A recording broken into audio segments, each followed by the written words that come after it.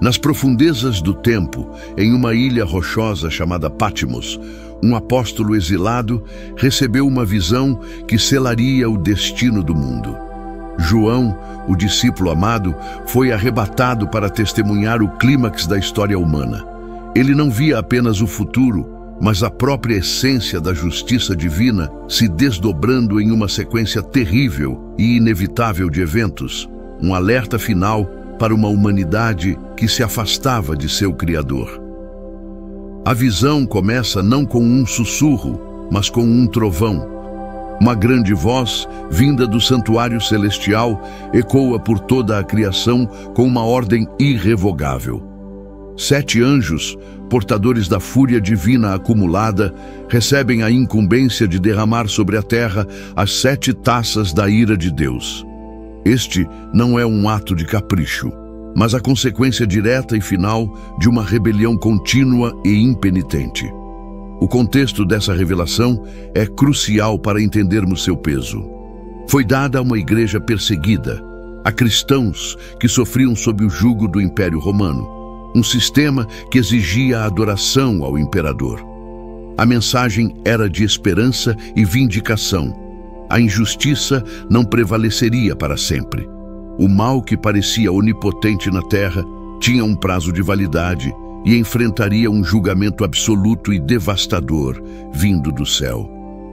A cena é solene e aterrorizante.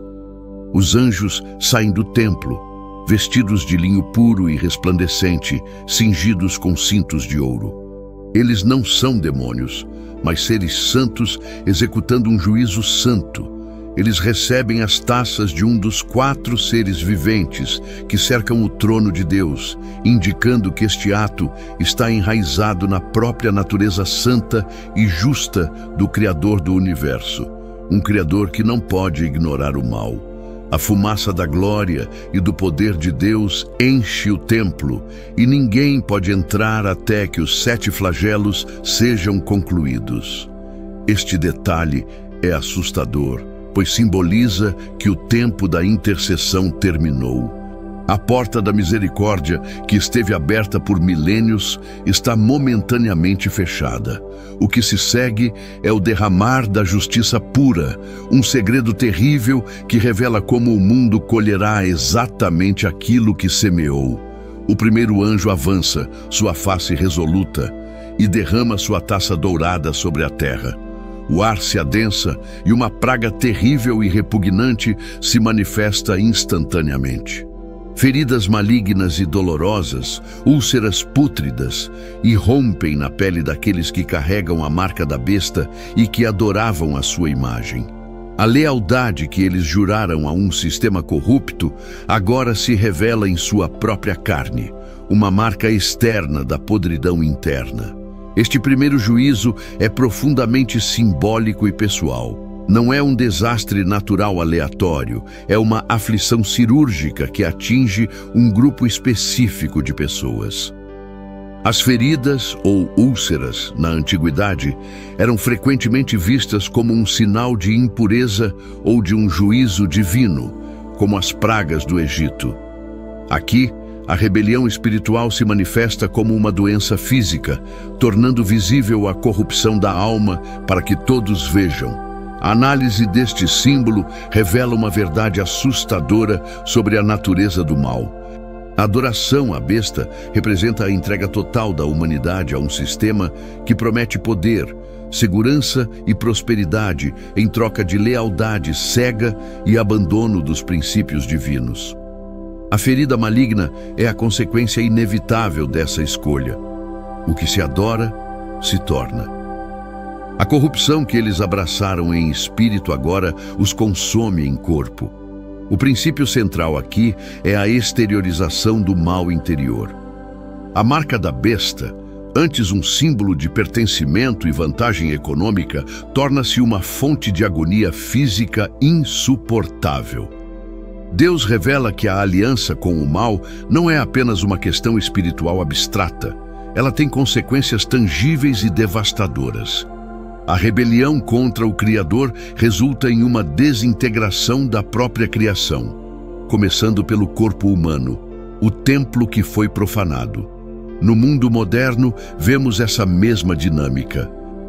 Ideologias que prometem utopia, mas exigem a supressão da verdade, acabam gerando sociedades doentes, marcadas pela desconfiança e pela dor. O que começa como uma concessão moral se transforma em uma ferida social que consome tudo. A primeira taça nos alerta que a lealdade ao sistema do mundo, em detrimento da verdade, sempre cobrará um preço terrível na carne e na alma. Com a humanidade rebelde ainda se contorcendo em agonia, o segundo anjo se adianta e executa sua ordem. Ele ergue sua taça e derrama seu conteúdo sobre o vasto mar. O que era um símbolo de vida, comércio e conexão global se transforma instantaneamente em um pesadelo. As águas azuis se tornam espessas e escuras, como o sangue de um homem morto, coagulado e sem vida, enchendo o ar com um fedor insuportável. O efeito é total e catastrófico. Cada criatura viva que habitava o oceano perece. Dos menores plânctons às maiores baleias, a vida é extinta em um único e terrível momento. O mar, que cobre mais de 70% do planeta, torna-se uma tumba aquática global, um testemunho silencioso e pútrido da severidade do juízo divino. As rotas comerciais param, as economias costeiras colapsam e a principal fonte de oxigênio do planeta morre. O simbolismo aqui é poderoso e multifacetado. O mar, nas Escrituras, muitas vezes representa as nações gentílicas, o caos e a agitação da humanidade sem Deus. Transformá-lo em sangue de um morto significa o fim da vida e da vitalidade dessas nações. O comércio global, a exploração dos recursos e a arrogância humana que navega pelos mares, tudo isso é julgado e paralisado pela mão de Deus. A fonte da sua riqueza se torna sua desgraça. O princípio central desta segunda taça é o colapso dos sistemas humanos. A humanidade construiu impérios baseados no comércio marítimo, na exploração e na conectividade global. Este juízo ataca diretamente a corrente sanguínea da civilização rebelde, mostrando que todos os seus sistemas de poder e riqueza são frágeis e dependem, em última instância, da ordem criada que eles desprezaram. A morte do mar é a morte da globalização orgulhosa. Isso nos conecta diretamente com as crises atuais. Nossos oceanos estão sufocando com plástico e poluição. Ecossistemas inteiros estão morrendo por causa da ganância humana. A segunda taça é um eco profético, uma advertência de que a exploração desenfreada dos recursos que Deus nos deu, tratando a criação como um bem a ser pilhado em vez de um jardim a ser cuidado, levará a um fim mortal e sangrento. Enquanto o fedor do mar morto se espalha pela terra, o terceiro anjo avança para cumprir sua tarefa. Ele não visa a terra nem o oceano, mas as fontes de água doce, os rios e as nascentes. Locais que simbolizam vida, refrigério e pureza. Ao derramar sua taça, essas águas vitais também se transformam em sangue. A sede da humanidade agora só pode ser saciada com o mesmo líquido que eles derramaram sem piedade. Neste momento, a narrativa faz uma pausa para nos dar uma perspectiva celestial sobre este ato terrível.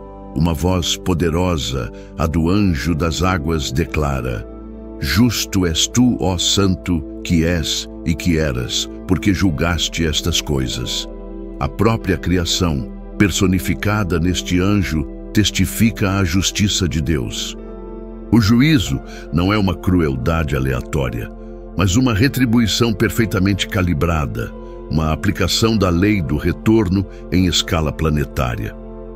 A análise dos símbolos é direta e cortante. Os rios e fontes representam as veias da terra, a água potável essencial para a sobrevivência. Torná-los em sangue é um ato de justiça poética.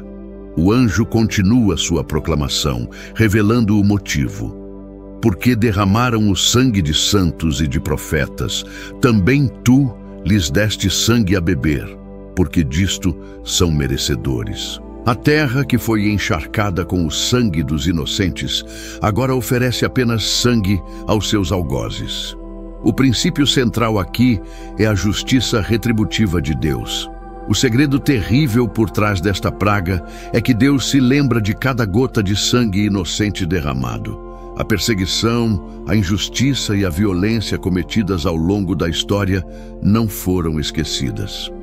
Este juízo é a resposta divina aos mártires que clamavam debaixo do altar. Até quando, ó soberano, santo e verdadeiro, não julgas e vingas o nosso sangue dos que habitam sobre a terra? Esta lição ecoa em nosso mundo moderno, onde a injustiça muitas vezes parece reinar impune. Vemos o sangue de inocentes sendo derramado em guerras, perseguições e crimes.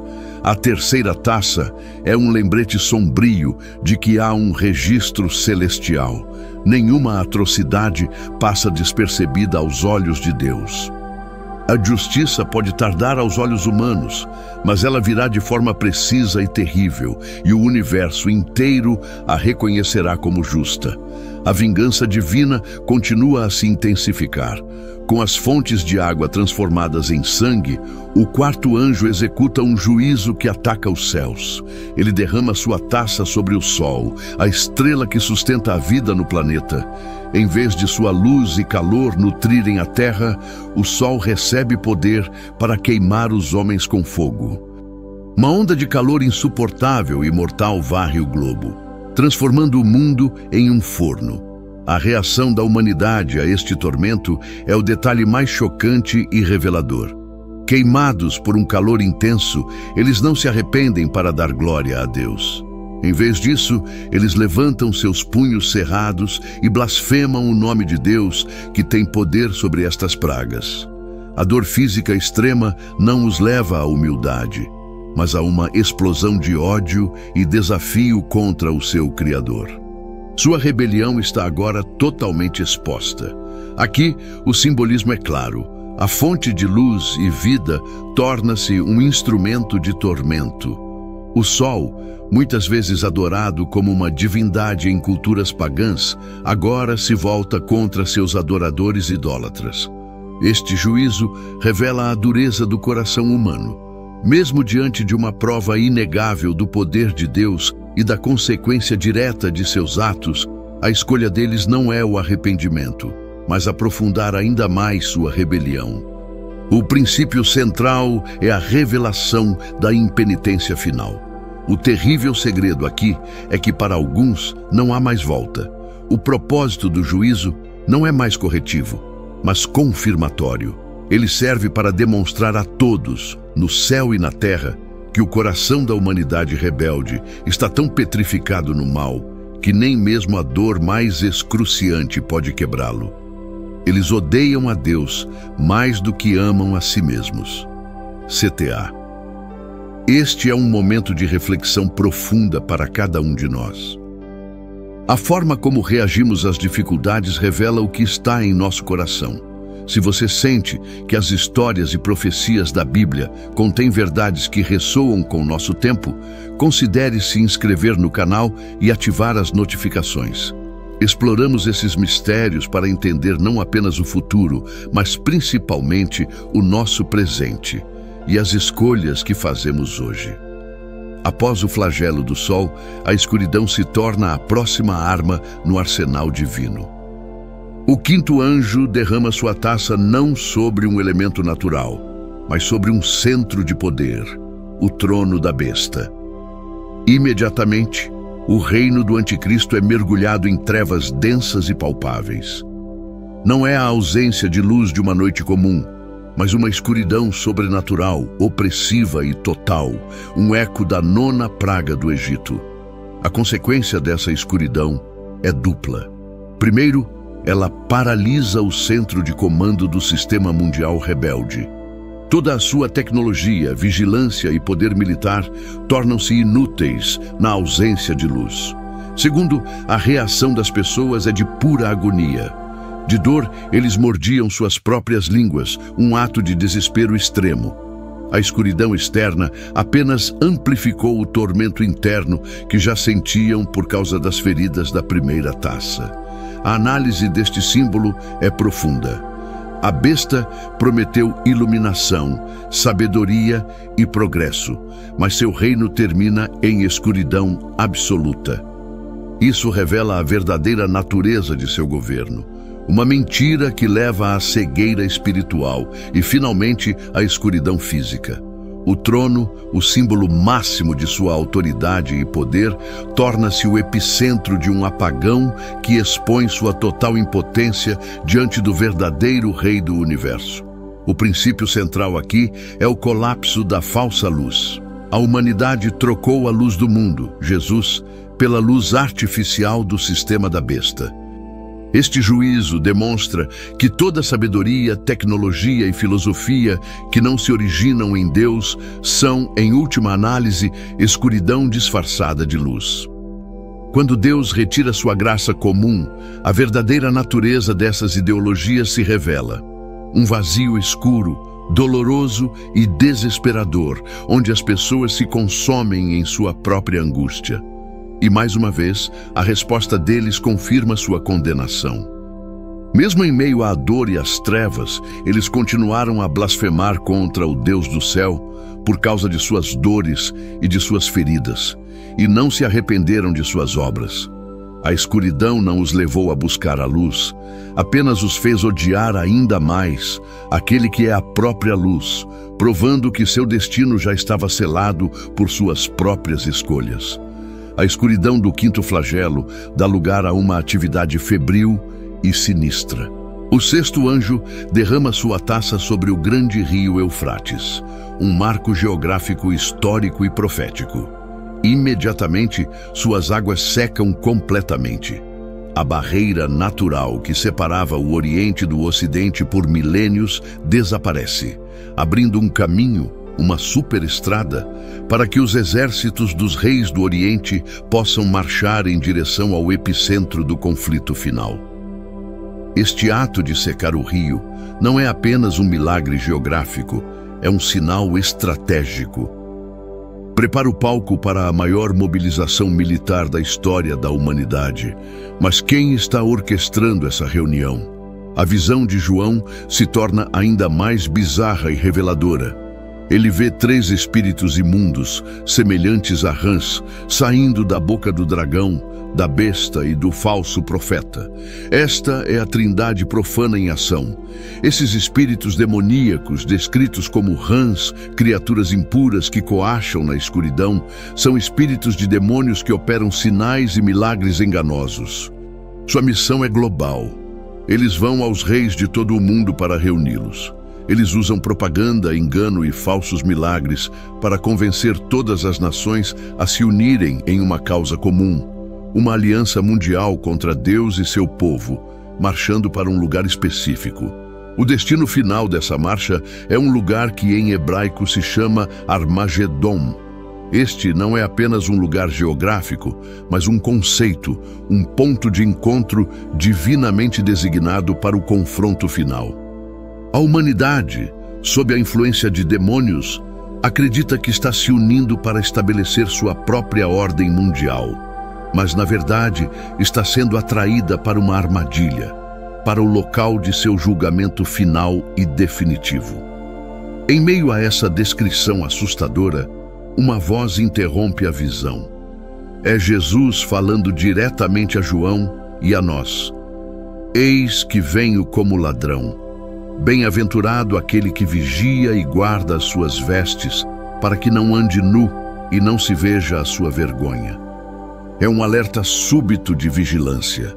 Enquanto o mundo é enganado e marcha para a guerra, os fiéis são chamados a permanecer alertas, puros e prontos para a sua vinda. Vamos desvendar os símbolos aterrorizantes da sexta taça. O rio Eufrates, desde os tempos antigos, era a fronteira do Império Romano, o limite do mundo civilizado.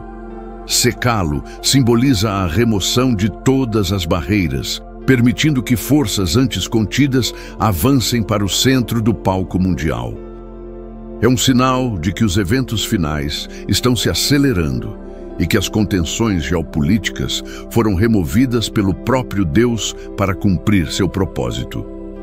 Os 3 espíritos imundos semelhantes a rãs são a chave para entender o terrível segredo desta mobilização. As rãs saem da boca, o lugar das palavras, da comunicação. Isso representa uma campanha global de desinformação e propaganda demoníaca. A boca do dragão, Satanás, emite mentiras espirituais.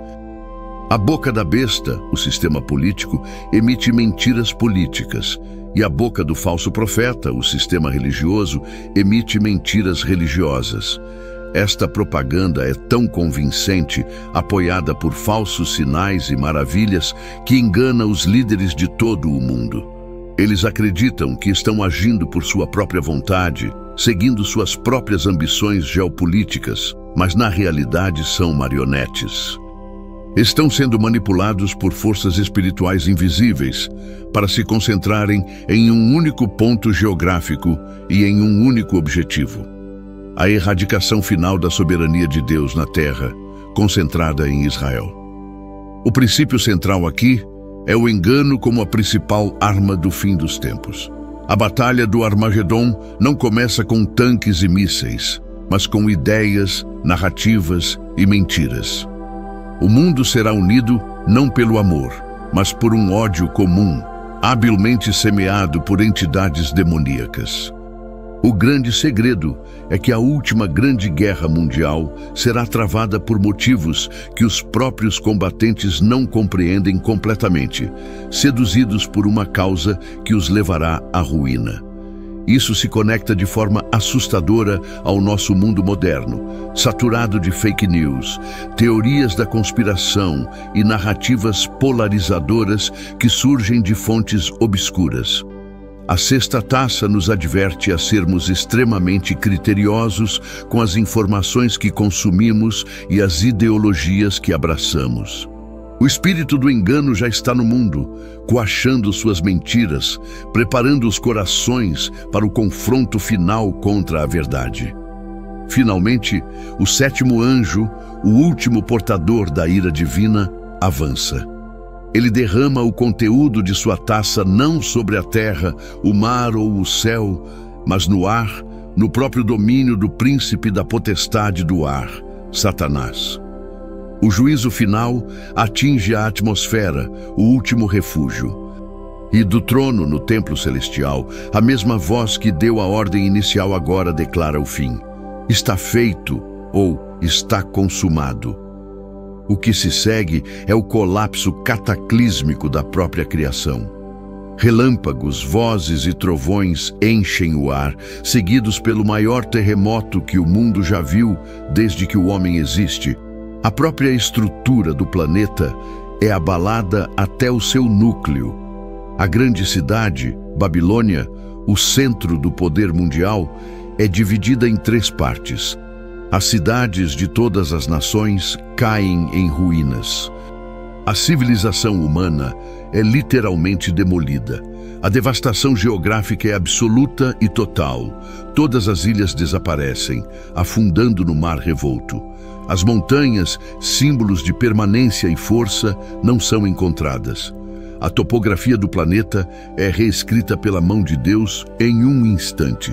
E como se não bastasse, do céu caem enormes pedras de granizo, cada uma pesando cerca de 1 talento, algo entre 35 a 45 quilos, esmagando o que restou da humanidade rebelde.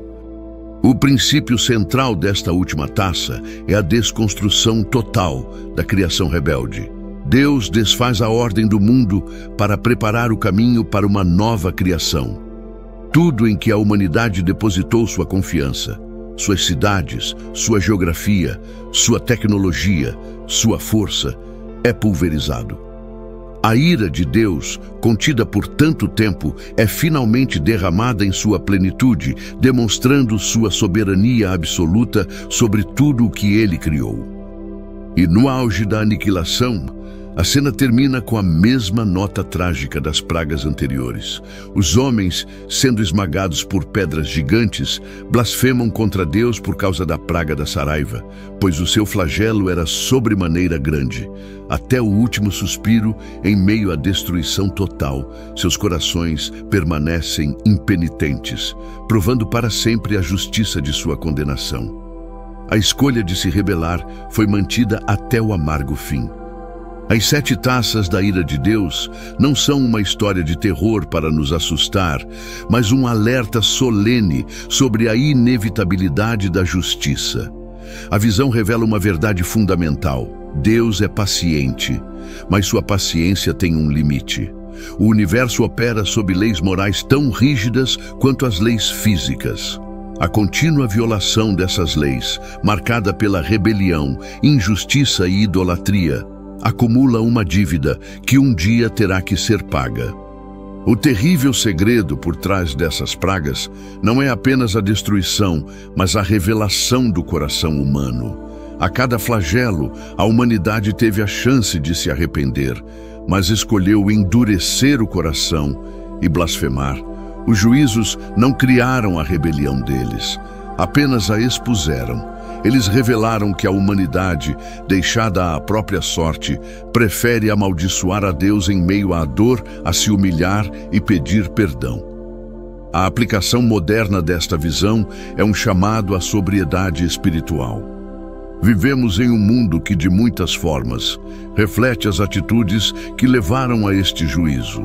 A adoração de sistemas políticos e econômicos, a poluição da criação, o derramamento de sangue inocente e a proliferação de enganos ideológicos são ecos das advertências do Apocalipse.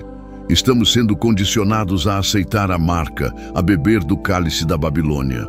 O princípio central de toda essa visão, portanto, é a escolha.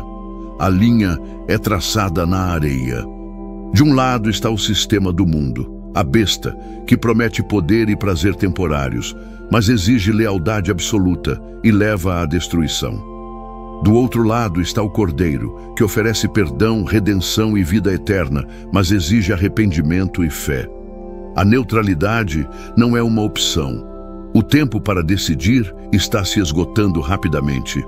O desafio prático que esta visão nos deixa é claro e urgente. Examine seu próprio coração. Onde está a sua lealdade? Você está vigiando, mantendo suas vestes limpas, ou está sendo seduzido pelas mentiras coachantes do mundo? O convite da graça ainda está aberto, mas a fumaça um dia encherá o templo. O alerta final foi dado. A escolha de onde você estará quando a primeira taça for derramada é sua e deve ser feita agora. Se esta mensagem falou ao seu coração e despertou em você a consciência da urgência destes tempos, eu convido você a permanecer conosco nesta jornada. Se esta mensagem falou ao seu coração e despertou em você a consciência da urgência destes tempos, eu convido você a permanecer conosco nesta jornada. Inscreva-se agora no canal O Segredo das Escrituras, ative o sininho para não perder nenhuma revelação e deixe o seu like neste vídeo para que mais pessoas possam ser alcançadas por esta palavra.